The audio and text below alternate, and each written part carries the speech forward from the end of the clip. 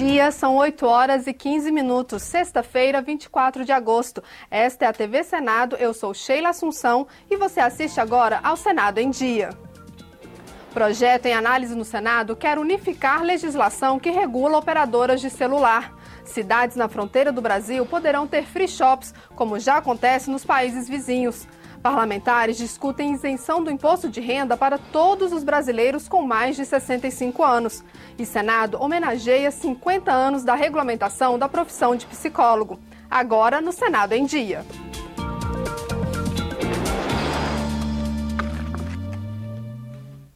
A punição aplicada pela Anatel a 3 operadoras de telefonia celular no mês passado trouxe à tona um problema: a necessidade de ampliar o número de torres de transmissão. Um projeto em análise no Senado unifica a legislação sobre o assunto. O Brasil tem 56 mil antenas de telefonia fixa e móvel. Como o número de usuários não para de crescer, o país precisa dobrar a quantidade de torres nos próximos 4 anos para evitar um apagão no sistema. O Brasil é o campeão em número de usuários por antena. Nós já chegamos a quase 5 mil usuários, enquanto que o segundo colocado, por exemplo, os Estados Unidos, tem 1.000 usuários por antena. Isso faz um congestionamento na rede, uma má qualidade na prestação de serviços. O Brasil tem 250 leis estaduais e municipais que regulam a instalação de antenas. O sindicato que representa as operadoras de telefonia reclama da legislação. Diz que não é fácil implantar o equipamento. É quase impossível. Nós temos 5.565 municípios do Brasil. Cada um deles tem uma regra diferente. As empresas reclamam muito da burocracia, demora às vezes mais de um ano para liberar a licença para construir antena, instalar a antena, a torre e a antena. E nós achamos que eles têm razão nesse aspecto. Cada estado, município, às vezes tem a sua legislação específica do que pode e o que não pode ser instalado em termos de antenas. Talvez fizesse mais sentido a gente ter uma legislação única no país, que facilitaria muito o planejamento por parte das empresas. Pelo projeto do Senado, a Agência Nacional de Telecomunicações fica responsável por autorizar a instalação das antenas em todo o país. A localização das torres será proposta pela operadora e aprovada pela Anatel. Estados e municípios ainda podem expedir licenças, mas com algumas limitações.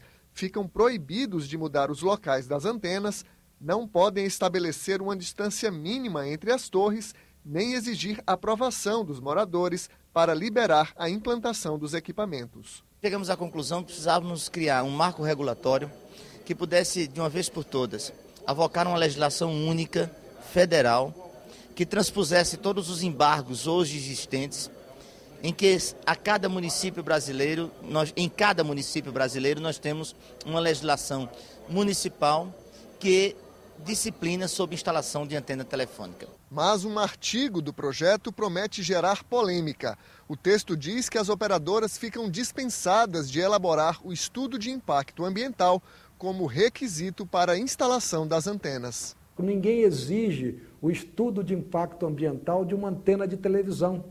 E uma antena de televisão ela é mais alta, tem que ser mais forte e emite uma potência maior. Por que exigir de uma simples antena colocada numa fachada o estudo de impacto ambiental? Lógico que isso não é um dano de grande importância, mas deve ser estudado. Portanto, é precipitado se dizer que não há necessidade de estudo ambiental.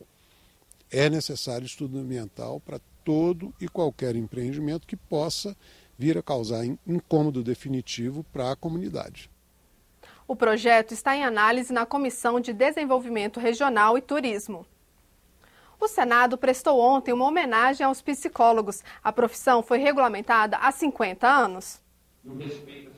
Psicólogos de todo o Brasil lembraram os avanços e conquistas da profissão, regulamentada em 1962, quando existiam pouco mais de 1.000 profissionais atuando no mercado.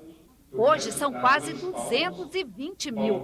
50 mil deles trabalham nas áreas de saúde pública e assistência social. Isso avançou para efetivamente contribuir com as políticas públicas para que cada cidadão possa ter sua condição de saúde mental preservada e, desse modo, contribuir para o desenvolvimento desse país. A senadora Marta Suplicy ressaltou a necessidade de que os psicólogos participem da discussão do novo Código Penal para evitar retrocessos do anteprojeto apresentado pelos juristas.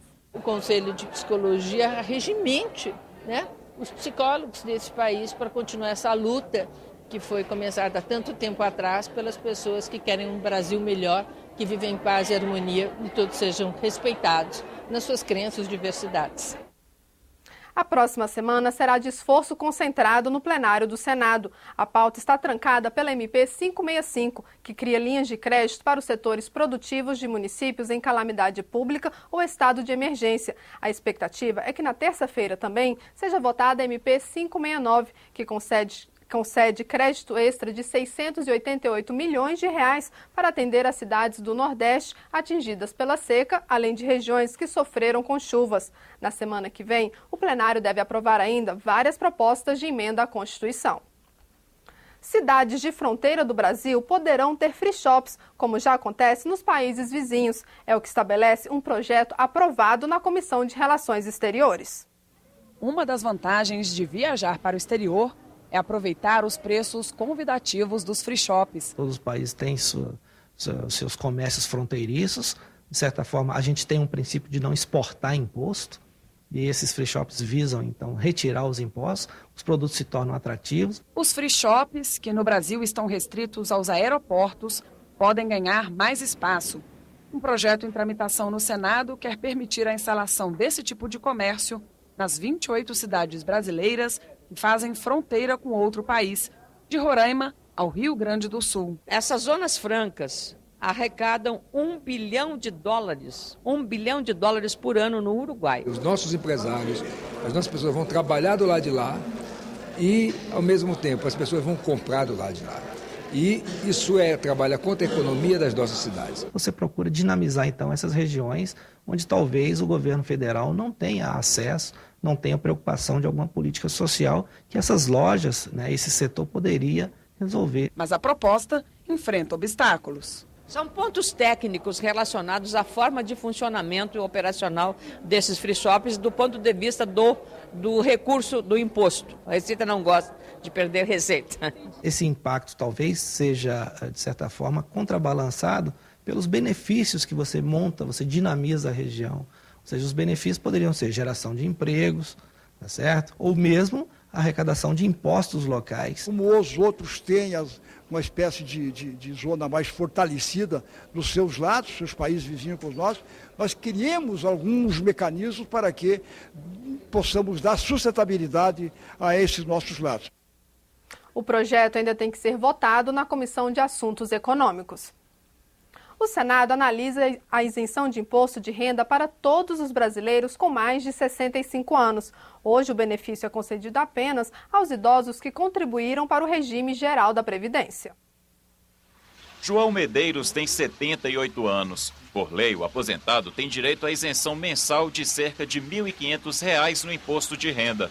Benefício que só é dado para pessoas com mais de 65 anos que recebem aposentadoria ou pensão do INSS. O número de pessoas prejudicadas que não estão incluídas nesse benefício é enorme. A nossa despesa com medicamentos é muito grande, com médicos. Um projeto de lei do Senado quer estender a isenção no imposto de renda para todas as pessoas com mais de 65 anos. A matéria também aumenta os rendimentos mensais isentos para o teto da Previdência Social, que hoje é de R$ 3.916. A proposta foi aprovada na Comissão de Assuntos Sociais com uma alteração do relator. Ele quis deixar claro que a isenção não poderá ser cumulativa com outros benefícios. Isso é muito importante para mostrar que a gente quer ajudar as pessoas com mais de 65 anos que estão precisando, que têm uma renda compatível com essa isenção. Eu tenho certeza que esse é um dinheiro dessa isenção que vai para a economia, principalmente no momento de crise econômica, vai ajudar muito a economia brasileira. Este consultor legislativo explica que, caso o projeto se torne lei, o impacto nas contas do governo terá de ser previsto no orçamento de cada ano. Por conta desse detalhamento, não estaria inconstitucional e ela realmente só valeria na medida que todos esses impactos estivessem previstos nas leis de diretrizes orçamentárias, na lei orçamentária. A proposta de isenção do imposto de renda para todos os idosos ainda vai ser analisada em outras comissões do Senado.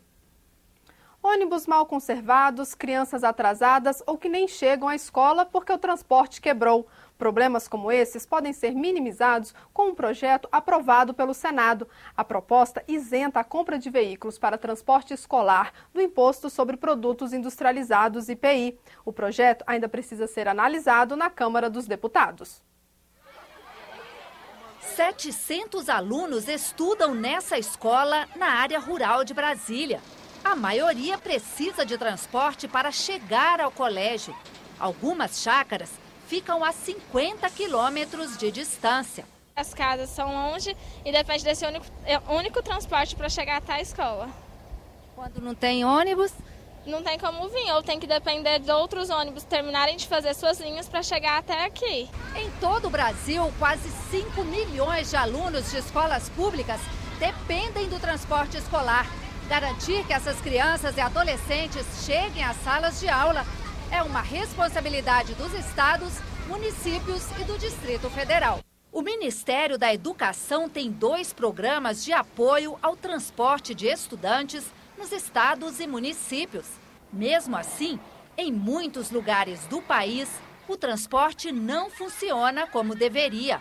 No Distrito Federal, por exemplo, os ônibus são alugados e as empresas contratadas nem sempre cumprem o que foi definido na licitação. Por mais que eles sejam fiscalizados, no decorrer do processo eles vão se deteriorando e o dono da empresa que ganha o processo licitatório nem sempre cumpre as exigências de troca de pneus, de melhorias do estado físico dos ônibus. Quando é época de chuva, por baixo assim, do ônibus, no assoalho, aquele tanto de lama que você fica impressionado. Você não consegue chegar com o pé limpo na escola. Frequentemente a gente faz aqui com os alunos, eles reclamam, né, de algum vidro quebrado, ou um buraco no assoalho, eles sempre reclamam de alguma coisa. Um projeto aprovado pelo Senado prevê facilidades para que estados, municípios e o Distrito Federal comprem os próprios ônibus escolares. A proposta, que ainda depende da análise dos deputados, prevê isenção de IPI na compra de veículos exclusivamente usados no transporte escolar. Para que as prefeituras e os estados tenham condições de comprar esse meio de transporte adequado para levar as suas crianças na escola, porque é um desestímulo a criança sair de casa em cima de um pau de arara improvisado. O Senado em Dia termina aqui. Daqui a pouco, às 9 horas, você assiste à sessão plenária não deliberativa. Enquanto isso, fique com a nossa programação.